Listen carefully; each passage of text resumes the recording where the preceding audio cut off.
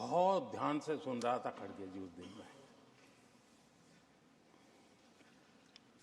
और ऐसा आनंद आया, ऐसा आनंद आया, ऐसा बहुत कम मिलता है।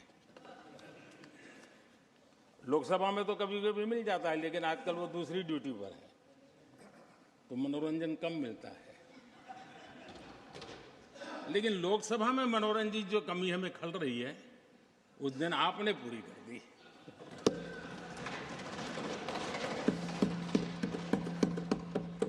और मुझे प्रसन्नता इस बात की थी कि माननीय खड़गे जी काफी लंबा और बड़ी इम्तिहान वजह से शांति से बोल रहे थे, समय भी काफी लिया था। तो मैं सोच रहा था कि आजादी मिली कैसे, इतना सारा बोलने की आजादी मिली कैसे। तो मैं सोच तो रहा था, लेकिन बाद में मेरे ध्यान में आया कि 2 स्पेशल कमांडर जो रहते हैं ना, उस दिन नहीं थे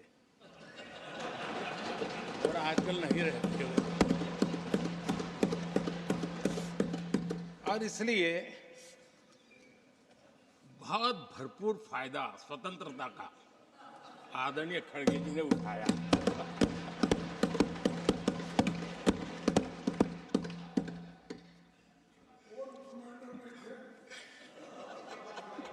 और मुझे लगता है कि उस दिन खड़गे जी ने सिनेमा का एक गाना सुना होगा, ऐसा मौका फिर कहां मिलेगा।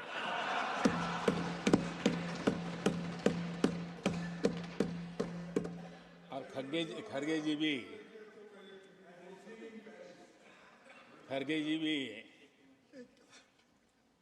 एम्पायर नहीं है, कमांडोज नहीं है, तो चौके छक्के मारने में मजा आ रहा था उनको। लेकिन एक बात खुशी की रही, उन्होंने जो 400 सीट एनडीए के लिए आशीर्वाद दिया था, इन आशीर्वाद को, आपके आशीर्वाद मेरे सर आंखों पर, अब आपको आशीर्वाद वापिस लेना तो ले सकते हैं, क्योंकि एक कमांडो तो आ गए हैं।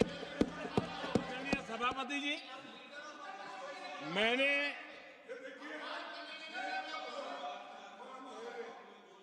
आदरणीय सभापति जी, मुझे पिछले वर्ष का वो प्रसंग बराबर याद है। उस सदन में हम बैठते थे और देश के प्रधानमंत्री की आवाज को गला घोंटने का भरपूर प्रयास किया गया। हम बड़े धैर्य के साथ, बड़ी नम्रता के साथ आपके एक एक शब्द को सुनते रहे, और आज भी आप न सुनने की तैयारी के साथ आए हैं। आप न सुनने की तैयारी के साथ आए हैं, लेकिन मेरी आवाज को आप दबा नहीं सकते हैं। देश की जनता ने इस आवाज को ताकत दी हुई है। देश की जनता के आशीर्वाद से आवाज निकल रही है, और इसलिए आपने पिछली बार, मैं भी इस बार पूरी तैयारी के साथ आया हूं। मैंने सोचा था कि उस वक्त कि शायद आप जैसे व्यक्ति सदन में आए हैं तो मर्यादाओं का पालन करेंगे, लेकिन 1.5-2 घंटे तक क्या जुल्म किया था आप लोगों ने मुझ पर, और उसके बाद भी मैंने एक भी शब्दों की मर्यादाएं तोड़ी नहीं।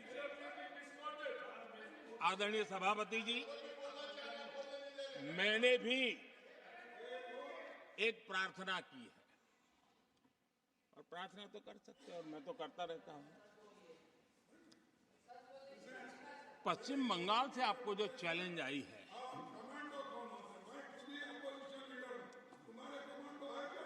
और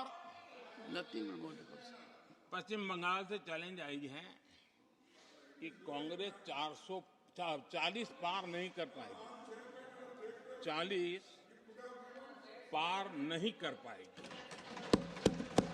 मैं प्रार्थना करता हूं कि आप 40 बचा पाएं।